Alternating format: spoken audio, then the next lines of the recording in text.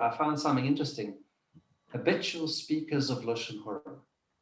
Someone who only speaks Lashon Hora occasionally is guilty of a serious sin. But those who habitually gossip about faults of others are guilty of a much graver sin, since they contemptuously and repeatedly disregard one of Hashem's Yisbarach's mitzvahs. Habitual offenders can often be found sitting around making disparaging remarks about others. Reuben is a good for nothing. Just the other day he did X, Y, Z. Don't think that Leah is so special. She comes from a family that blah, blah, blah. Do you know what I just heard about Shimon? Do you know what I just heard about Moshe? Our sages have labeled these people Bal Lashon Hora, habitual speakers of Lashon Hora. The Talmud in Erechim 15b states that someone who constantly speaks Lashon Hora commits sins greater than idolatry, adultery, and murder. Let me repeat that. Someone who constantly repeats Lashon Hora, or constantly speaks Lashon Hora, commits sins greater than idolatry, adultery, and murder. The enormity of constantly speaking evil of others is such that a Baal Lashon Hora loses his share in Olam Haba unless he does Teshuvah. And that comes from the Talmud Yerushalmi, Para, chapter 1, verse 1. Okay.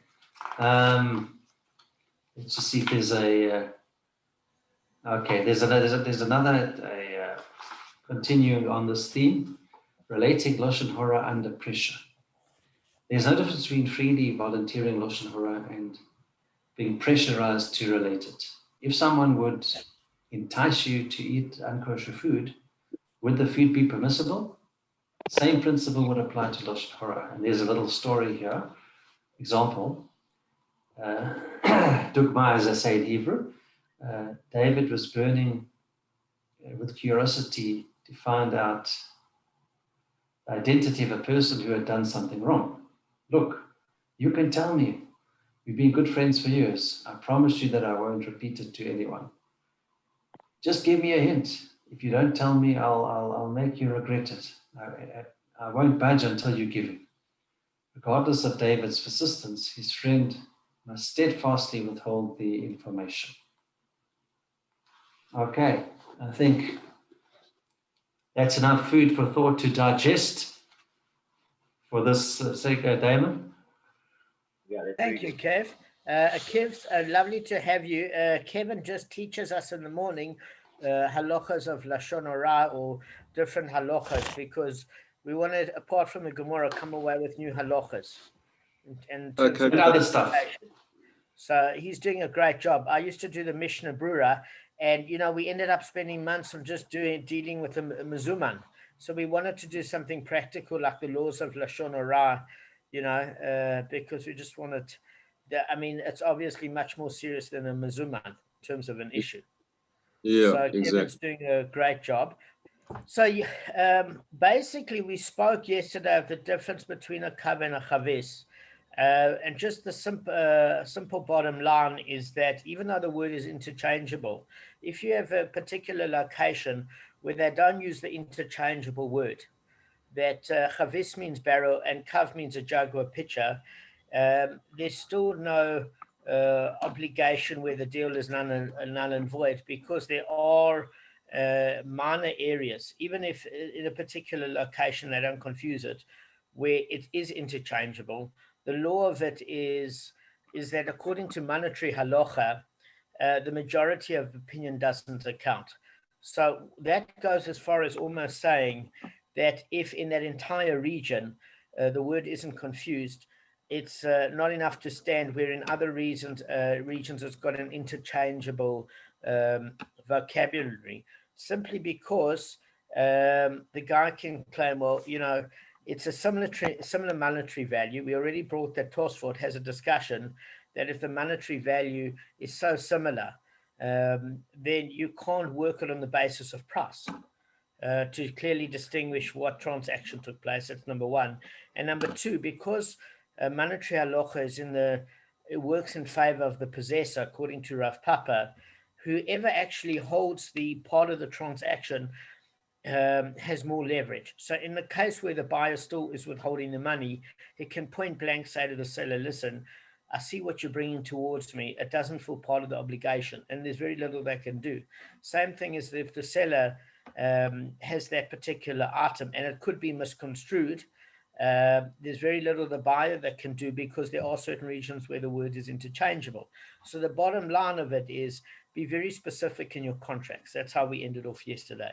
In your dealings with people, you should have all the details put down, and generally to pay a deposit and the balance upon receiving the goods so that you're not stuck without leverage at all. Right, now we're talking about a different case. The whole reason that this came about is the actual Mishnah that was discussed. So the Mishnah went as follows. If one places a cut in the public domain and another person comes along and stumbles upon it and breaks it, he, the pedestrian, is not liable to pay for it. And he, the pedestrian, was damaged by it. The owner of the chavis is liable to compensate him for his damage.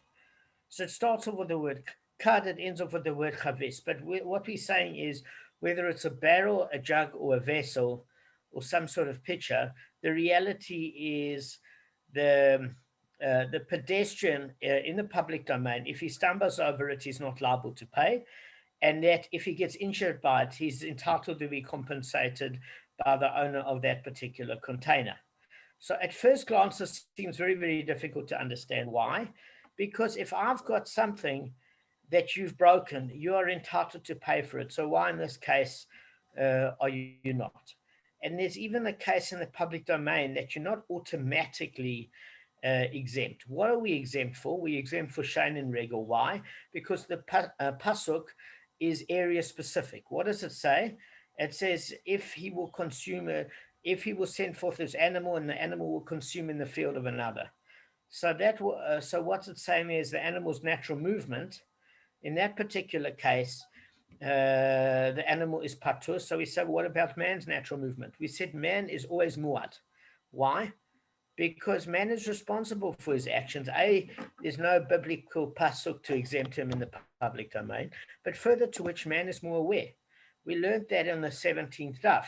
You know, when man was going up and down the stairs and he broke things below and an animal was doing the same thing, in that case, a human being is always aware of it as consequence of actions. We even learn it goes as far as the previous stuff. If man was asleep and damaged while in a state of complete unawareness, he is liable to pay. So why are we learning something completely contrary in this particular daf? Can you see how it is contrary? It was also like that with the pit. You remember when man fell into a pit because they've got dice, they've got intelligence to get out of the way. Correct. So in that case, it's slightly different because in that case, the person that built the pit is not liable for man. But here we're talking about man's liability when he breaks something. Yes, but like the opposite, sort of. The opposite. But in a way, it is correct because who built the pit? It was man. So why is man exempt? So in a way, it's opposite. In a way, it's similar. All right. So Kiba, I realize you can't have your video because it takes a lot of data, but can you still hear us? That's all I want to know. I thought everybody else's video was off as well, so I switched mine off too. No, but if it's going to use a lot of data, are you at home? I'm at home, yeah. Okay, that's fine. As long as you're not using a lot of data, my friend, that's the main thing. Is your data uncapped? Yeah, it's fine. Then you're fine. At home, no, it's just when he works. Yeah. So just the other day. All right. But it looks like everybody else's is off, so I switched mine off. No, that's fine. All right. So the Mishnah states if one places a picture in the public domain and another person comes along and stumbles over it and breaks it, the pedestrian is not liable to pay for it. So the Gemara itself actually questions this ruling. Why isn't he liable to pay for the breaking of the picture? He should have watched where he was going. He should therefore be responsible for having failed to avoid the picture. Okay, so there we learned in 26a and b, a person is always responsible for their actions, always. Now, basically, one of the other questions that we're going to ask, which will come up, is, okay, so we see this first incident as explaining why the person on the pedestrian itself is not liable to pay. But how come the owner, on top of it, to add insult to injury, is responsible to pay for the pedestrian if he gets injured? It's one thing to say, listen, if the pedestrian breaks your item, he's not liable to pay. It's another thing to say he wasn't watching where he was going, he fell over your item, and now you have to pay for his injuries. You get what I'm saying? So the Gemara has a maybe yeah. maybe he was negligent because he left it in the way when he should have put it aside. Okay, so that's one of the good points, is that maybe he not only has to, Kiva's got a good point, maybe the pedestrian doesn't have to pay because the person was negligent, and therefore that's the reason not to pay. And maybe it's also a reason why he has to pay for injury. And That James, he was negligent in the item. could also be that people don't look down when they walk. They look straight ahead. That is a point, but Arthur, I know you've read ahead. Let's cover some ground. Line of sight, yeah. So, okay. So Kiva's got, because we've got to work on a point that's logical without any prep. Does that make sense, Arthur? Because yours is indicative of prep. So I think Kiva's got the clearest thing, that the only reason that you can't be negligent is if it's in the way, and if you have no right to have it in that particular area, which would make sense why you would have to pay if you injure somebody with it in that location. All right, so let's cover a bit of Gemara, and then we'll have the questions afterwards. Kiv's well done. Not a bad start, John. Not a bad start. Yeah, thank you. All right, and Arth, well done for the prep. I can see you've done prep, so that's very positive. It has to come in the appropriate place. All right. So the Gemara offers, there's several answers for it. A ton of the Academy of Rav said in the name of Rav, the Mishnah speaks of an instance where the owner of the pitcher filled the entire public domain with pitchers. So there's obviously a particular halacha that you're not allowed to actually prevent the public from doing their more normal activities. So if it becomes an obstruction, just like almost a pit is an obstruction. Why? Because people have to navigate around it and avoid it. In this particular case, it's not hazardous, but if there are enough of them, it is going to cause an accident. Nobody leaves barrels in the middle of Louis Botha Avenue. So that goes obviously in line to a certain extent with what Akiva said. But by the same token, you have to be talking about a lot of barrels here, because it says the pedestrian still has to look where he's going. The one thing that you've got to bear in mind is, instead of looking at a pedestrian, I would like to use a slightly different analogy. Why? Because if you're walking, you can relatively see what's in you. I don't know about you. Kevin's the fastest walker I know, but I've seen snails walk faster than me.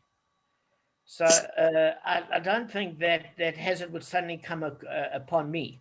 So I would like to think of a case like Arthur was riding his bike yesterday, and he nearly went to the next world.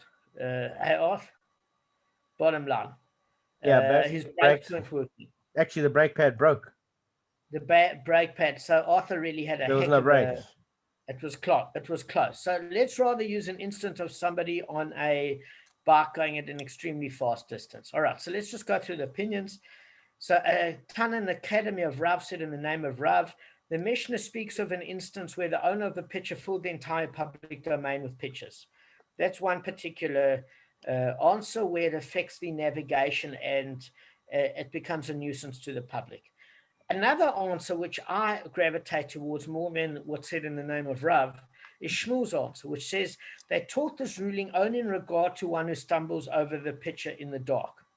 To me, that makes a lot of sense. It's self-explanatory. I mean, I've seen people on a Shabbos, when we're walking, they suddenly disappear and I'm talking to them and they fell down a manhole. I think, Gavin, you once tripped down a manhole. I did that. I got my one foot right into a manhole. It went right up to my knee, basically, and I injured myself badly. Yeah, you were injured for 2 weeks. Yeah. So welcome to South Africa, Kiva, where there are not only potholes, but there are no lamps working at night. And this is a pothole. This is a pothole on the pavement. Never mind in the road. This is on the pavement. Exactly. But I'm saying it's worse because the municipality never fixes the lighting, so you can't even see.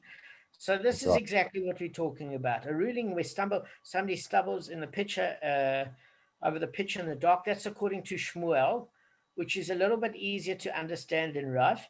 And I'm not saying Rav is wrong. Rav is completely correct. I'm just saying from a probability point of view, it makes more sense. Because the person that puts multiple pictures around the public domain knows that it's a nuisance to the public domain. And the public domain, you have the right to remove it. Rav Yochanan says the Mishnah deals with a picture placed near a corner. So let me just tell you what it means by that. If you're going down quickly on your bicycle and you're turning the corner, at that point you don't have clear vision because it's perpendicular to the road. Does that make sense? Even if you're on a pedestrian pavement. So you've got full vision in front of you, but that vision stops at that point where you turn the corner, where the new peripheral vision has to come into play. So we're talking about a case of that's a pretty high probability on the corner of a street. Okay, that's how, by the way, a lot of deaths happen on the road. Kev, are you with us? Okay, so Rav Papa said the wording of our Mishnah isn't precise, unless we interpret it either as Shmuel or as Rav Yochanan does. Why? Because if we explain the Mishnah as Rav does, namely that it refers to a case where the public domain was filled with pictures, why does the Mishnah say specifically that one who stumbles and breaks the pitcher is not liable to pay? Even if he broke the pitcher deliberately, he shouldn't also be liable. Okay, so what are we saying here is that basically in Rav's view, if the owner filled the public domain with pitchers and it's impossible for pedestrians to pass without breaking one, it's forbidden to deprive the public of their right of way. So pedestrians should be allowed to deliberately break the pitchers in order to create a path. Okay. So then why are we talking about a case here? The word exactly used in the Gemara is a word of stumbling. So that gives you a false impression that you're free of liability only when you broke the pitcher incidentally and not where you broke it deliberately. So what we're saying is as follows. There's two aspects to this. Number one, Akiva, when you were talking about a case where you were bringing up that first case where you were on the mark with Rav completely, is the one major problem is it uses that word stumble. Now, if something's in your way, the public has a right to clear it. So one of the halachas is if there's more exertion to stack up the objects that you're going to learn later in the Gemara, you have the right to take the path of least exertion, even if it's to the detriment of the owner of the barrels. So if it takes a lot of time to stack it, it's not the public's obligation to stack it. Does that make sense? They can remove it out of the way by whatever means possible. So you wouldn't have a case of stumbling. That's number one. Stumbling means you're seeing it as a surprise, not where it's scattered to a overextent.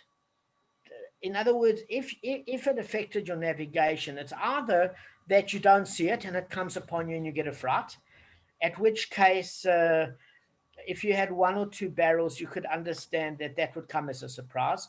Or according to Rav, where it's prolific, you wouldn't have a case of stumbling. This is the question in the Gemara, because it wouldn't exactly be a surprise. Does that make sense? According to Rav Papa's explanation of Rav Yochanan. So the public has the right to smash it. If the public has the right to smash it, then certainly if you get injured by smashing somebody else's item, why the heck should they pay for you getting injured by destroying their item? That's makes sense. I'm not saying Rav is wrong. Rav is completely correct. We've just got to basically come away with the understanding a little bit more of Rav. So that's why I said, even if he broke the pitcher deliberately, he shouldn't be liable. What does it mean he shouldn't be liable? He means for the physical damage about being injured, because he injured himself, the person that breaks the barrel. So the Gemara defends Rav's explanation. Rav Zavid said in the name of Rava, indeed, according to Rav, the same law, in other words, the pedestrian isn't liable, applies even when he broke the pitcher deliberately. And the reason that the Mishnah states a case in that the pedestrian stumbled on the pitcher is as follows.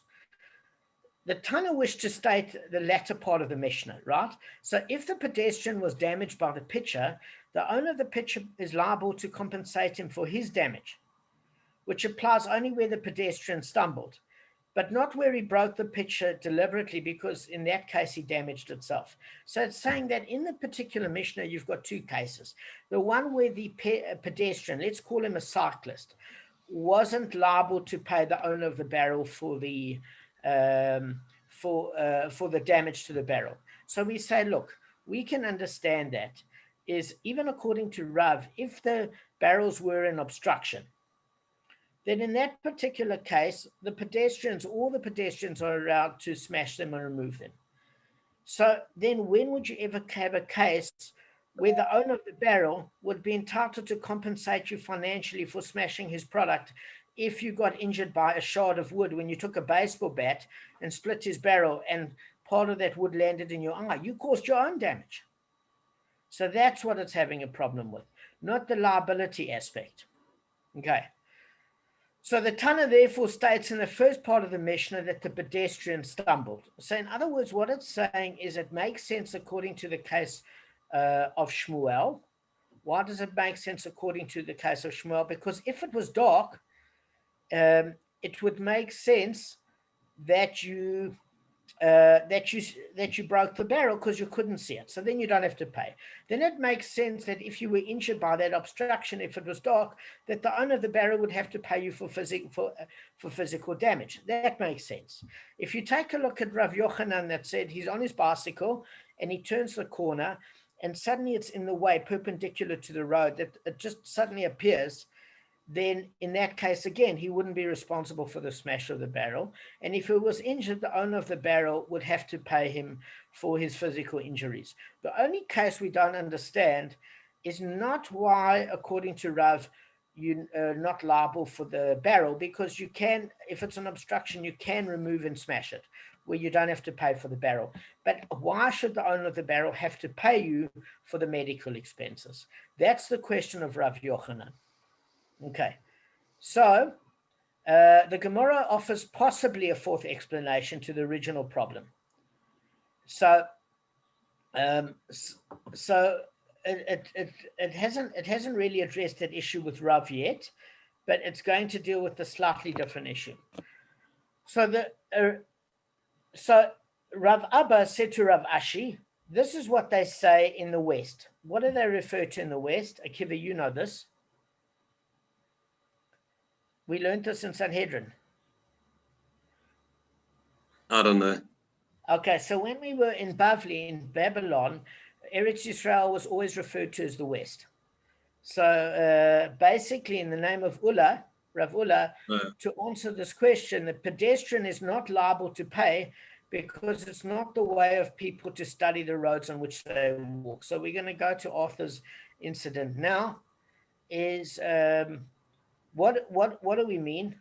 Is we basically saying that even if it was, even if you go according to Rav and say, listen, it wasn't an obstruction, but maybe it was a single barrel and it wasn't all over for the pedestrians and it wasn't anybody's way. According to Rav, how do we answer that first question? Where according to what Akiva answered this opinion, Akiva, remember in the beginning you said, what happens if the barrel was what do you call it? He was negligent in leaving his barrel. But you use the singular term, which makes sense because if there was a prolific amount of barrels, you'd see it. You wouldn't see one random barrel. And in fact, let's replace the word barrel with the word pitcher or jug. A big barrel you would see, but not a small pitcher or jug in the road if you were cycling. So we would say, according to Rav, what's the story here? I mean, surely the person riding his bicycle has to look where he is, Kev. So in that particular case, we're dealing with exactly with Arthur's issue, because I can see Arthur did his work. He learned Tosfot, and Tosfot says that people actually walk upright so that you not automatically look down on the road. So let me just give you an example. If you have a case that Gavin brought about pit, we are responsible for animals that get damaged in a pit. Why? Because you would think that you'd actually animals have got two different features compared to man, and Tosfot and the Meiri bring this. The first difference is that because man walks on two legs, where is his direction of sight? Ahead of him, right? Right. Straight. So since his direction is straight, he's not looking at his feet all the time. He's looking ahead of him. Animals are on all fours, and where's their direction of sight? Down. In front of them, And forward, towards the forward, ground. forward Yeah. as well. Forward and and the down, ground. forward and down. Yeah. So they can see generally a pit and obstruction. So then you ask yourself in the pit, well, then why is a human responsible if an animal falls down in it?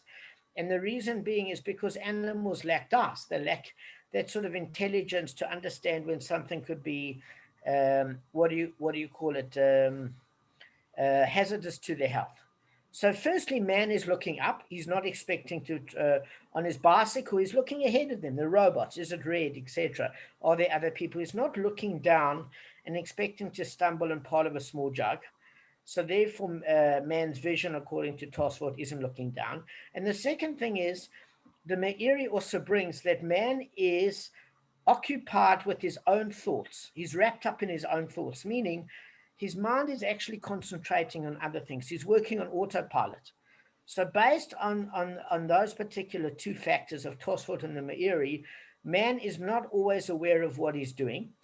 So Rav Ulla disputes the premises of the Gemara because in his opinion, people are not expected to constantly watching out for obstacles lying on the road in front of them. Okay, so according to Rav Ulla, he says the pedestrian wouldn't be liable even if he stumbled over the pitcher in daylight. But Shmuel isn't happy with that because Ulla's going according to Rav. And he said, listen, the rest of the opinions is it would either have to be at night where you can't see anything, or you turn a corner suddenly and there it appears. Otherwise, you should be aware. Rav Ulla is saying, according to Rav, that you're not expected to look out for a random pitcher during the day. So that's the primary difference. The only thing that we have a question on with Rav, which I don't understand, which it's not Rav's fault, this is my fault, is that why you'd be liable for your own damage unless it's a single pitcher. So according to Rav, there's two possible answers. Either there was a prolific amount of barrels where the public has the right to clear it. So that makes sense. But it does, the only thing of it is the second part upon which the owner would have to pay you for damages is difficult because you take it upon the onus upon yourself to smash the barrels. Therefore, if you injure yourself with the barrels, that's your problem. If you answer according to Akiva's opinion, Rabbi Akiva in the Ashir here, that says it was a negligent single barrel, then you could say, okay, according to Ula, even in the daylight, you shouldn't be responsible because it's suddenly, how are you meant to look down? And in that particular case, you can understand, but even according to Rav's opinion, it doesn't have to be at night, it doesn't have to be a corner. It just has to be a case where the person didn't see it. And in that case, you'd be also responsible for paying for his injury. Not only would you not be responsible for him paying your barrel, but you'd have to pay for his injury. All right, let's go on. Arthur, well done for the research. Just one thing is that I can see you learned Tosfot, and it makes a world of difference that you've prepared. Really, it does. So the Gemara discusses incidents in which a pedestrian stumbled. Let me just put this phone off. I don't know what's still ringing. The Gemara discusses incidents in which a pedestrian stumbled over an item in full daylight and broke it. So this is now going according to Rav and trying to explore his opinion. There was such an incident in Nahadia, and Shmuel obligated the pedestrian to pay for the broken item. So this is interesting. Why is it interesting? Because Shmuel generally says you're not obligated to pay when, guys? We just did it. Kev, when? If you're talking about the person that in the public domain, the person that falls over it. According to Shmuel's opinion, if you were cycling, when are you not responsible? If you go into, if you damage it, under what circumstance? Under what circumstance? Under what circumstances? Okay. Daylight? So no. Anybody else got an answer? When it's accidental. No, when it's dark. Guys, there's two opinions. Rav Yochanan says when you turn a corner. Shmuel Shmuel says when it's dark. So what's interesting about this is that Shmuel now is making a person pay when it's daylight. So we want to say, hang on, does he agree with Rav in some way here? Why is it bringing a case where in the Hardia Shmuel made somebody pay for damage he did during the daylight to somebody's barrel? You get what I'm saying? That's what it's asking. All right. So in that case, we want to know, why did he obligate the person? There was also an incident in Pumbedisa, and Rava obligated the pedestrian to pay for the broken item. Now, okay, so it's understandable that Shmuel obligated the pedestrian to pay, even though the Mishnah said that he is not liable. Okay, we're going to see why now. Why does the Mishnah say that he's not liable? Because according to Shmuel, his interpretation is at night. So we want to find out during the day what's the story. Shmuel follows his own teaching, which limits the Mishnah to a case where the pedestrian stumbled in the dark. Okay. So what we're saying is, according to Shmuel's opinion, where he paid, it wasn't daytime at all. It was nighttime. Now let's just see according to Rav's opinion. But the ruling given by Rava in the Pumbedisa incident, shall we say that he agrees with Shmuel in interpreting our Mishnah? So the Gemara responds that Rava does not necessarily agree with Shmuel's interpretation. Rav Papa said, Rava's ruling was issued regarding a barrel placed near the corner of a public olive press. In such a case, all agree that a pedestrian is liable if he stumbles over the barrel and breaks it. For since the barrel's owners are acting permissibly by leaving their barrels there, the pedestrian is required to watch where he's going. Okay, so what we are saying is that there are incidents where you are entitled to leave in the public domain. Now, you mustn't confuse Rava with Rav. Okay, Rav was the first incident that spoke about during the day, and you can either talk of a case of many barrels that create a public hazard, in which case you're not liable if you break them because you've got to remove them as an obstruction, or we're talking about one case where somebody didn't see it during the day and he was negligent. He shouldn't have left his item there. Therefore, if it injures the pedestrian doesn't pay for the barrel, and according to Rav's opinion, the owner of the barrel pays for medical damages. Shmuel, you exempt in issues of the dark because you can't see it, and Rav Yochanan if you turn the corner. So we have an issue with Rava is why would he make a case of obligation where he makes a pedestrian pay since he turned the corner? Because that doesn't work well with Rav Yochanan. We talk about Rava, not Rav. And we're saying because there are certain cases where there are allowed to be barrels on a corner in the public domain. So if you've got your what do you call it, in your shop on a corner, and people are coming there, refill their cisterns with olive oil, and there's an olive press, it's known by the public as an area where you're coming to fill up. So it's like suddenly if you go to a garage and you don't slow down and you smack the car on the back of you and you say, well, why are there so many cars here? It's a garage. People are stopping for petrol. So it's the same thing that if you go to an olive press, it's not like today where you go to Food Lovers Market and you get olive oil. An olive press was a business where you'd go to like Protea Chemicals or something like that, and you'd come with your container and there'd be one manufacturer of different chemicals, and you would buy your Sunlight liquid and your Handy Andy, etc. It wasn't bottled for you. This was pre-industrial age mass manufacturing revolution. So Damon, can I just stop you there for a second? Sorry, I was going to ask you something. Please. The example you gave us with the garage and that's or Food Lovers Market, that's a private domain. It's not a public domain. Yeah, we're talking about a public domain, so it's a bit different. No, not a garage. Not a garage at all. If you have a look, that the inside of the shop is a private domain. Yes. Technically, if there's an accident that happens with two cars banging into each other at the garage, that's considered the public domain in terms of liability. Why is that anymore public? Because people walk through there. Okay, hang on. Each of you ask a question separately. Let me just answer Gav and Sakiv's. I'll be with you now. Gav, What I'm saying is it's public because public cars, it's not like my driveway at home where the public are not allowed to park their cars there. They're not allowed to. In a garage, you're offering a service of petrol where cars come and fill up.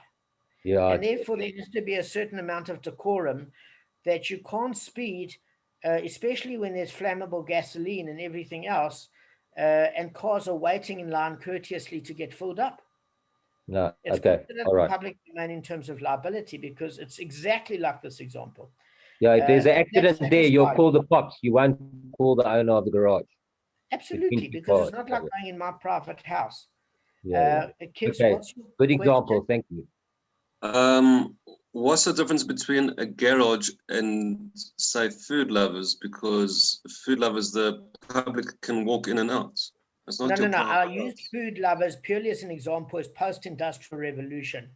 You buy olive oil there, you buy Handy Andy, you buy your chemical products. In the old days, there would be one manufacturer of a particular product. A guy would own an olive press. We learned in Bava Basra that it was like a factory where a guy would press his own olives, and everybody in the town would come there with their containers to get olive oil.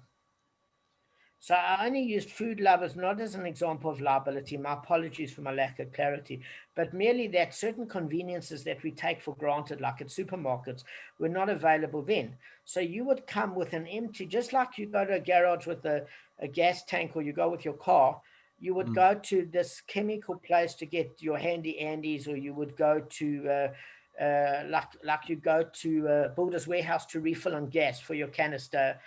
And here you buy olive oil. So you're coming with your containers, the whole public is. And therefore, you would be liable if you damaged anybody's container there. So I apologize. It wasn't a case of liability. It was a case of industrial All right, revolution. good, thanks. And Damon, Guys, you've got a few more minutes, yeah? and they happen to be waiting. There might be no space, so they're lying in the public domain until they get refilled. So maybe that's why the food lovers is in the private domain. No. Okay, guys, I owe you an apology. I mixed up two issues because Yeah. I spoke. My issues weren't mixed up. The speed at which I spoke convoluted the two issues. The one issue is public liability. The separate issue I was talking about is we can't imagine what it's like today to wait in a queue and fill up bottles of Handy Andy and bottles of Sunlight liquid, etc. Because we go to the shops, we've got a grocery list, and everything is packed in a container. In those days, all I said is that they actually have to, just like you'd wait at a bakery, you'd come with your container and go to an olive press, and there'd be guys in a queue with heavy barrels outside or containers to buy their month's supply of olive oil. And therefore, anybody turning the anybody that turns the corner and doesn't see that would have to be liable, because in that particular case, it's known in the community that there are going to be barrels in that olive press. And if it's a foreigner, you can't bump into my barrel and cost me 200 shekels worth of oil and expect me to take the hit because you were going at 80 kilometers an hour. And they're not negligent for, they're waiting in line to get it to, for the. They weren't negligent. That's exactly the point. They weren't negligent. They weren't negligent. They're entitled to, at certain locations, take barrels. That's not considered a public nuisance. That's a public service. And there was no intention. Yeah, that's a public service pre-industrial revolution to fill your containers with the chemicals you needed. So, yeah, that's pretty straightforward. Guys, any questions? Yeah, there should be a sign. Just on that. I mean, it's obviously we don't know what happened then, but there should have been a sign at that corner saying around the corner is a winery or whatever, a wine press.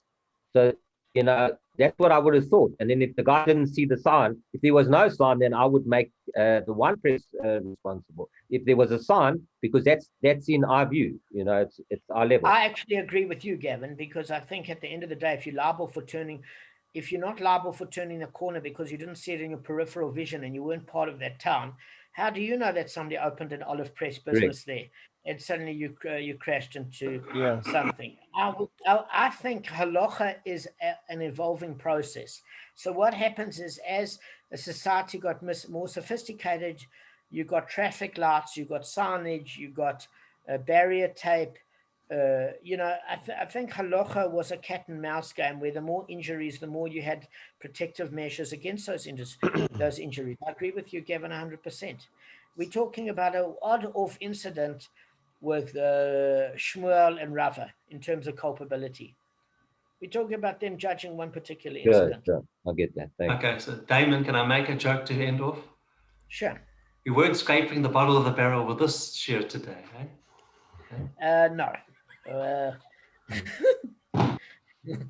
I've got nothing to top that. We can end off on that note. So it's a well-oiled shear, Shkar. It's like a fish in the barrel, this, I tell you. Thank you. Well, Kevin, I hope I pitched it right. You pitched it pretty well, okay. Kevin, you're a barrel of laughs. So are you. Thanks for joining us. Okay. Okay, Kevin, please come tomorrow. Yeah. I keep a calm, eh? Well done. Good. And Well done, guys. Well done, everybody. Arthur, well done for the prep. Shkar, Arthur, the king. You were the king today, Arthur. Now, I just want to say Arthur's that been it's doing a lot of impossible. work and giving us resources. He's always the king. He's King Arthur. yeah, the other guy I sent you yesterday was really good because he gives you the whole shush in English, explains to you all the words, and it's the Yeah, it's entire brilliant. thing. Did you look at the new one? No, I was busy, but I've really studied. He's brilliant. Rabbi Shafir is He's fantastic. so good and so clear. Yeah. Like Really, amazing. He's almost as good as Damon. Yeah, No, almost, no, exactly. no.